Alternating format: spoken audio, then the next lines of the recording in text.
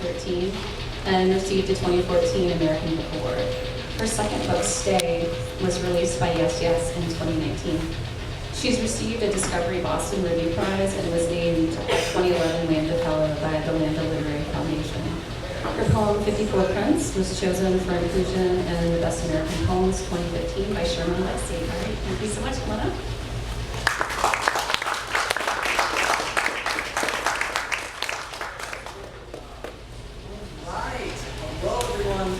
Is my first in-person reading since the pandemic. I've been on Zoom, I've recorded poems, but it's so nice to see your faces right here in front of me. And so in trying to think about this reading, you know, oftentimes you try to put together a reading to sell some books, let's just be honest, to sell some books and, you know, to introduce yourself as a poet. But really, when I started putting together this reading, I was just like, there are poems that I want to read in front of real, actual people again. And so in putting those together, I sort of discovered that a lot of them had things to do with music or musicians or song lyrics. And as I'm sure Leah will display for you when she comes up to read, usually poets have more than fun poems, kind of about music, to link their readings, but that is what I've brought to you today, so I hope you will enjoy it. I want to thank Stephen and Claire for having us here.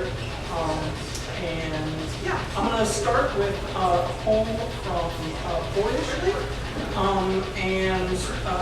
Boyishly, as Claire noted, came out in 2013. And I had sort of like written poems for around kind of maybe 10 years before I had a book. And I started just at events like this, coming to open mics, reading things. And then 10 years later, somehow miraculously, I had enough poems that I thought, okay, right, it's time for this to be a book. And it was kind of hard because I had to look back over 10 years of poems and sort of figure out like what they had in common. And the thing that sort of seemed to link the poems was that they were often about alternative versions of masculinity or masculinity in non-traditional bodies. And so I thought I'd read, and then hence this is why it got the name Boyishly. I thought I would read a poem that sort of helped me see that and that kind of helps the book hold together and fits with our music, I'm going to use some air quotes here, theme. And it's called Caught in a Trap, The Dead Redux. And this poem uses loosely the form of James Joyce's short story, The Dead, to tell the story of how Lisa Marie Presley, Elvis's daughter, how Lisa Marie Presley and I had to break up when I would not become a Scientologist. Caught in a Trap, The Dead Redux. There are gully washers in Memphis, but in an upstairs window of Graceland, she is facing the meditation garden as if listening to a distant music when Lisa Marie finally turns to me and says, "Sweetie, if you can't get on board with Scientology, this thing between us, it's through." Later that night, we are lying yin-yang, head to toe in the king-size bed when I remind her it wasn't what we thought that brought us together in that NASCAR bar. She had like me, and my hair like her daddy's, the front with the curl, the back closely shorn, that I had played Thin Lizzy's Rosalie on the jukebox. You see, she always dates the danger boy, just this time a different form. I protest. I cannot comprehend a world created by hydrogen bombs, volcanoes, and xenon. She insists, "Darling, I believe in you. You must learn to suspend your disbelief and trust me until all the facts are in."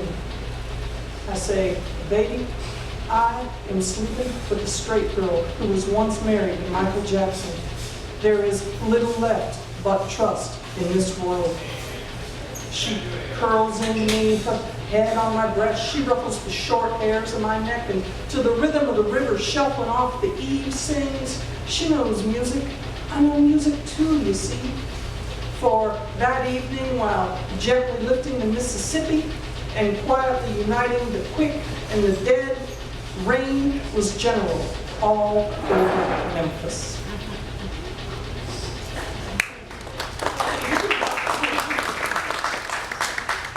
There's nothing wrong with a poem. I want to read a poem from my second book, and Stay came out in 2019, and like many things, kind of became a pandemic casualty. You know, there were not so many readings, not so many things happening. But this was a book that I wrote kind of with the idea of writing a book, as opposed to just writing a bunch of poems and then trying to figure out how they held together. This was a book that I wrote with the idea that it was going to be a book.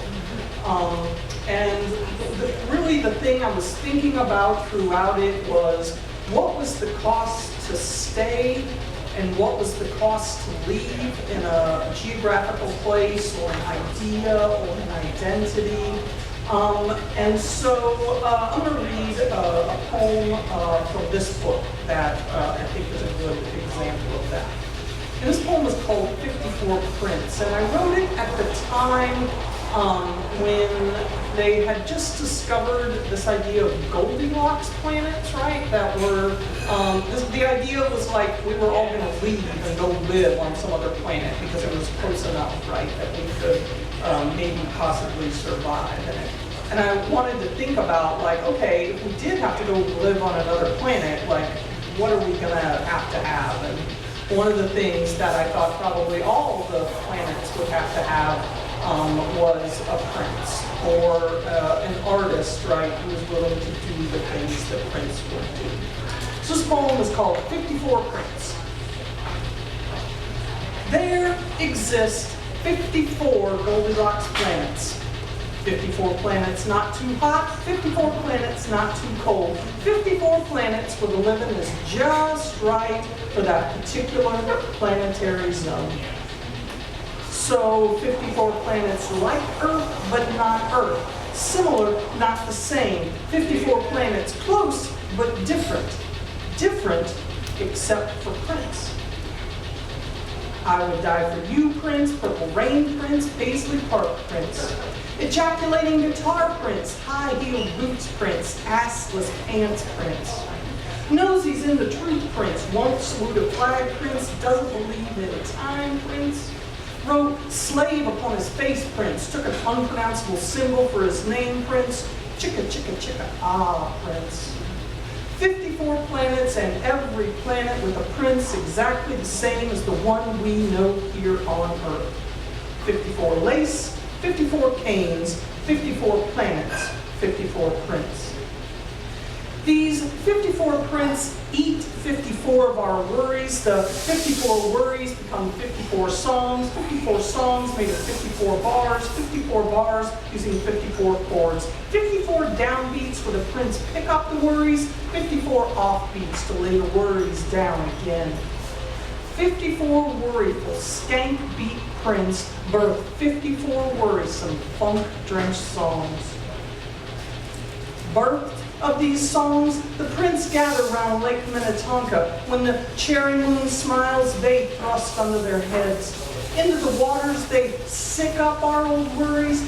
Freed of our worries, the prints grow ready again. It takes a worried man, the prints say, to sing a worried song, while under the waters of Lake Minnetonka, the bass in their holes and the gobies and the shoals swim around our old worries, nibble at our used worries. My stepsister wants the shoe to fit her worries. I swapped a cow for a handful of beans worries. Grandma, oh grandma, what big teeth you have worries. I've been left in the forest by my sad parents' worries. Skimmed from the top worries, scraped from the bottom worries, spooned from the middle, just good enough worries. There's worries now, the fish sing, but there won't be worries long.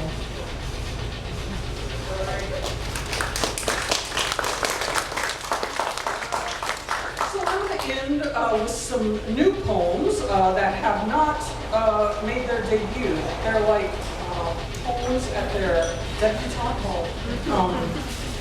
And so thank you all very much for being here today. And thanks very much to Emma and Brid and Hand for having us here. There are a lot of things going on. There's, weather and sports and family and everything else. So you must be fantastic people who come out for poetry. So thank you very much for being here. So the manuscript that I'm working on now it has a kind of working title called Glass Butch Island. I'm not really sure if that's what I'm going to stick with for a variety of reasons. Partially because I think it kind of sounds kind of transphobic, and it's not a transphobic book, and I don't want you to think that it's a transphobic book.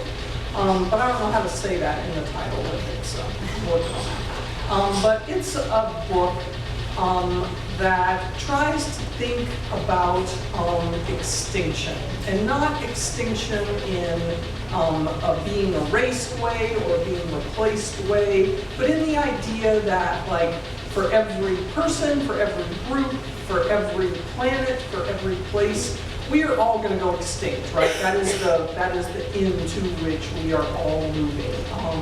And so it seems to me that maybe it could be a job of poetry to help us think about that, to preserve some things and help us think about getting ready for that. So these three poems all come from that manuscript, and the first one is called Poet is Pig. Poet is pig born in a barn. Pig pregnant 3 months, 3 weeks, 3 days. Day 4, come a pig. Most pig born tuck in their hooves, slide out head first. Special pig born backwards. Poem arrive any which way. Poet push pen to paper, push, push, come a poem. Make a poem, you a poet.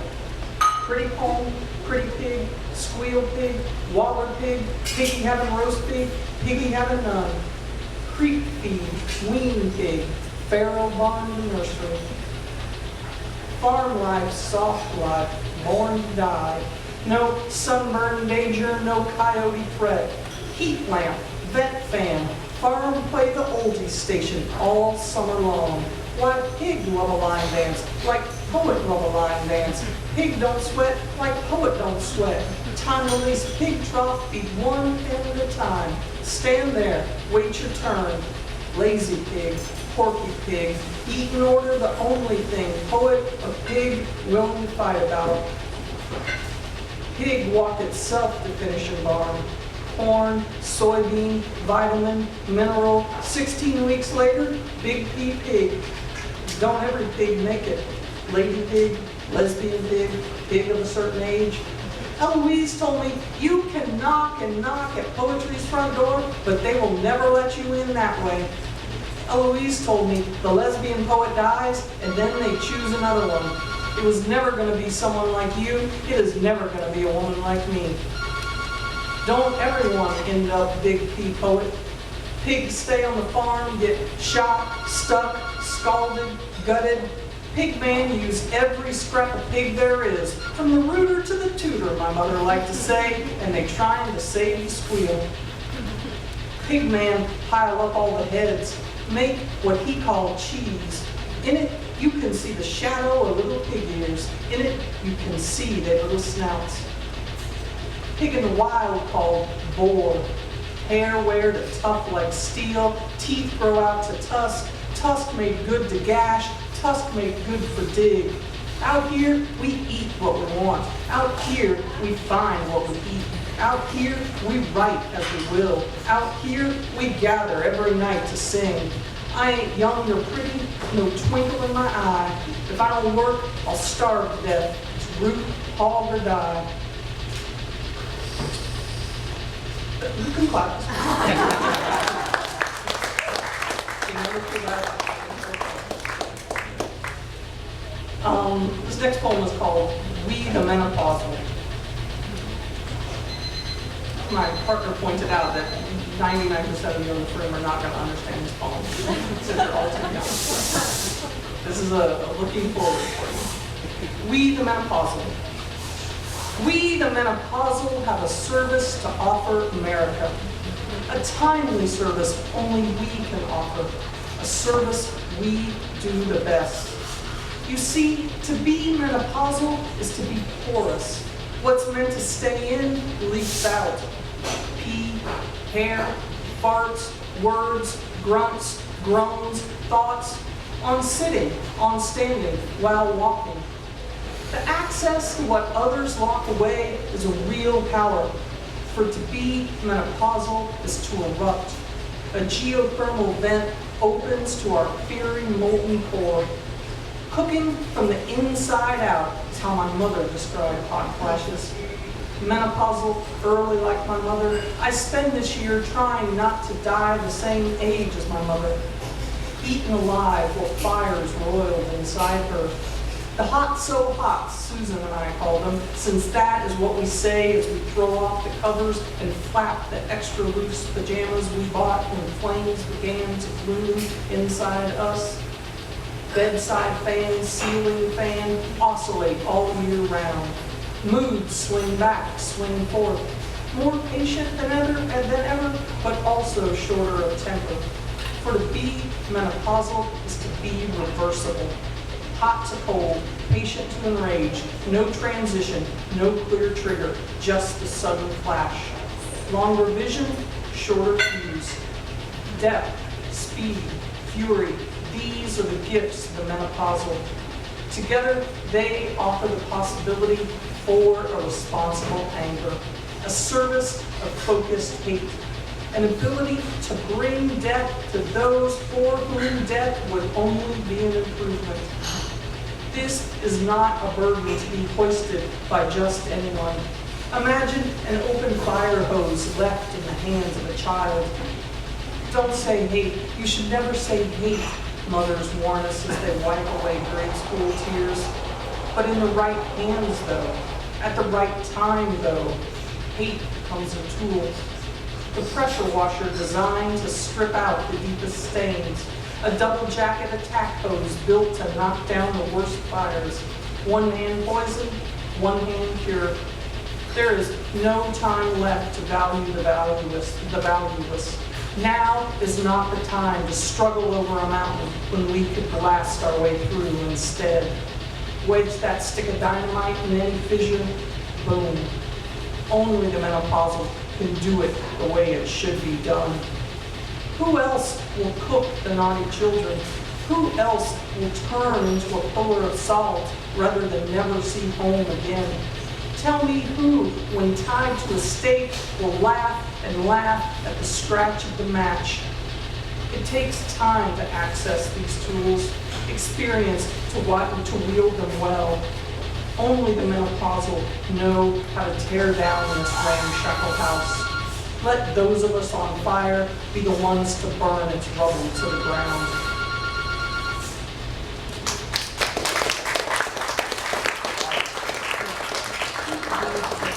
We were having a nice time until that poem. So it took a darker turn there. So I've got one more poem I'm going to read, and I just want to say how much I'm looking forward to hearing Leah read. It's always such a pleasure to read with her, and I'm looking forward to hearing those of you who are still signed up for the open mic. Thank you. Thanks to those of you who have read already. Buy books, buy bookstore books, buy poet books, drink some coffee, drink beer. Support your institutions that support you. This last poem is called What a Poem Do. What a poem do is what anything made do. Make the maker, build the world. When AP went to the valley to catch songs, Sarah fell in love with Coy. Coy of the bluest eyes. Coy what staged the mountain. Coy who kept the fields. The Coy who kept the fields AP was meant to tend. makers worked to make, then abandoned what they made. When the Carter family started to get played on the radio, his mother took Coy to California, got him away from those Carters. Makers often resent both the making and what gets made. Sarah knew what a deep alto cost her. Sarah knew what a radio did. Years later, on XERA, a Mexican border blaster sitting on the Texas line, Sarah stepped to the mic and sang the most successful song ever written. I am thinking tonight of my blue eyes, and I wonder if he ever thinks of me. In California, Coy was listening as he always listened. Turned to his mother and said, I reckon I ought to go get her. His mother agreed. I reckon I guess you ought. Same mother, what took him from her in the first place. Same mother who hid every letter one sent to the other. Who understands a mother? Who understands her ever-shifting heart? Mothers are makers who kill what they make just so they can stitch it back together again. Coy drove to Texas, where he and Sarah married. Sarah left her children on Clinch Mountain. Sarah left music for 30 years until the night she and Maybelle reunited on the Johnny Cash show to sing, You are my flower that's blooming in the mountain for me. You are my flower that's blooming there for me. An old song no one knows who wrote. No one alive knows who Sarah meant the night she again sang You in public, and that You is what a poem can do. Thank you very much.